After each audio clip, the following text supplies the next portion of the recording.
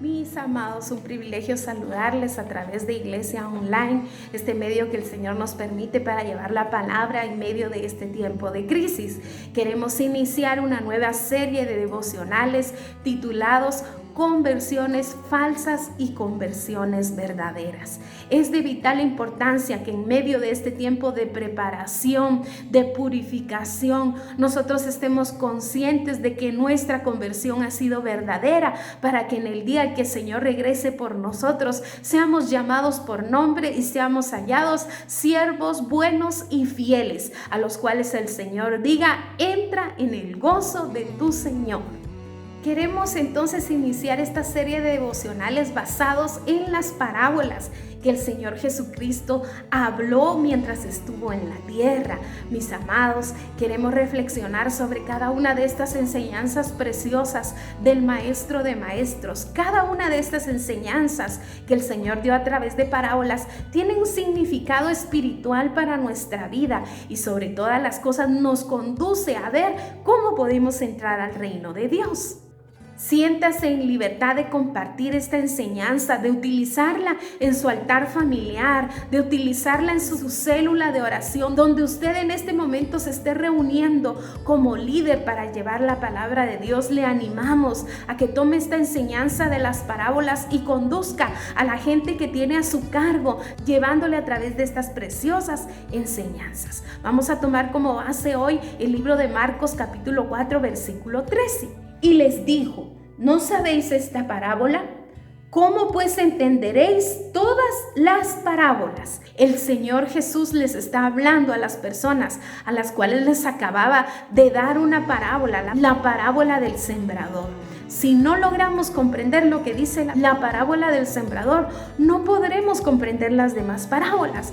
Es por eso que en nuestro devocional de hoy nos vamos a centrar, vamos a iniciar en comprender esta parábola para que a la luz de ella podamos comprender el resto de parábolas. Quiero llevarle entonces al pasaje de Lucas 8 y versículo 11. Aquí tenemos una explicación mucho más clara que la de Mateo de lo que es la parábola del sembrador. Lucas 8:11. Esta es pues la parábola. La semilla es la palabra de Dios, y los de junto al camino son los que oyen, y luego viene el diablo y quita de su corazón la palabra para que no crean y se salven. Versículo 13. Los de sobre la piedra son los que, habiendo oído, reciben la palabra con gozo, pero estos no tienen raíces, creen por algún tiempo y en el tiempo de la prueba se apartan. La que cayó entre espinos, estos son los que oyen, pero yéndose son ahogados por los afanes y las riquezas y los placeres de la vida y no llevan fruto. Verso 15. Mas la que cayó en buena tierra, estos son los que con corazón bueno y recto retienen la palabra oída y dan fruto con perseverancia. Vemos entonces que hay 4 tipos de terrenos. En esta parábola del sembrador, el sembrador es permanente, la palabra es permanente. Lo que varía es el tipo de tierra.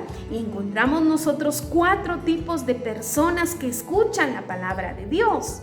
Pero vemos nosotros que solo aquel que lleva fruto es salvo. Por eso nuestro tema: conversiones verdaderas y conversiones falsas, porque el que no se ha convertido realmente no lleva fruto en su vida. Hay fruto de arrepentimiento, fruto de buenas obras, hay diferente fruto que Dios busca en nuestras vidas, mis amados hermanos. Hoy entonces nos centraremos en el primer tipo de terreno. Vemos entonces acá que lamentablemente en aquellos donde las aves roban la palabra, y aquí claramente en Lucas dice que esas aves son enviadas por el enemigo. Es el enemigo el que roba la palabra para que no haya salvación. Nosotros no queremos seguramente ser de ese grupo a los que el enemigo le robe la palabra. Entonces el consejo de hoy, amados, es el siguiente: si el enemigo se opone para que yo oiga la palabra, yo debo estar atento a esa oposición. Déjeme decirle que hoy en día, en esta situación en la que estamos viviendo, no nos podemos reunir en el templo en donde el diácono nos diga: preste atención, apague su teléfono, escuche la palabra de Dios. Hoy en día la responsabilidad es individual, porque cuando nos conectamos a nuestro servicio online, cuando vemos un video de la palabra de Dios, está en nosotros la responsabilidad de escuchar esa palabra palabra, de atenderla para que produzca fruto en nuestra vida.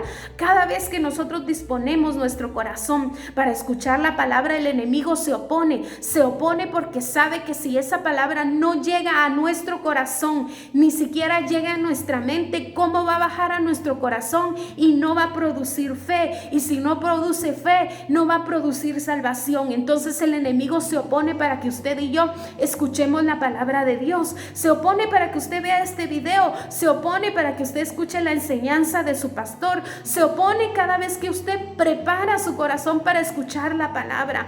Por eso las distracciones, en el nombre de Jesús, si queremos ser salvos, tenemos que aprender a destruir toda distracción. Por eso repetidamente Jesús decía: el que tiene oídos para oír, oiga. Y en los mensajes de Apocalipsis a las 7 iglesias dice: el que tiene oído para oír, oiga. Porque es tan necesario escuchar la palabra. La fe viene por el oír, y por el oír la palabra de Dios. Y cuando nosotros no escuchamos verdaderamente la palabra de Dios, no produce fruto en nuestra vida.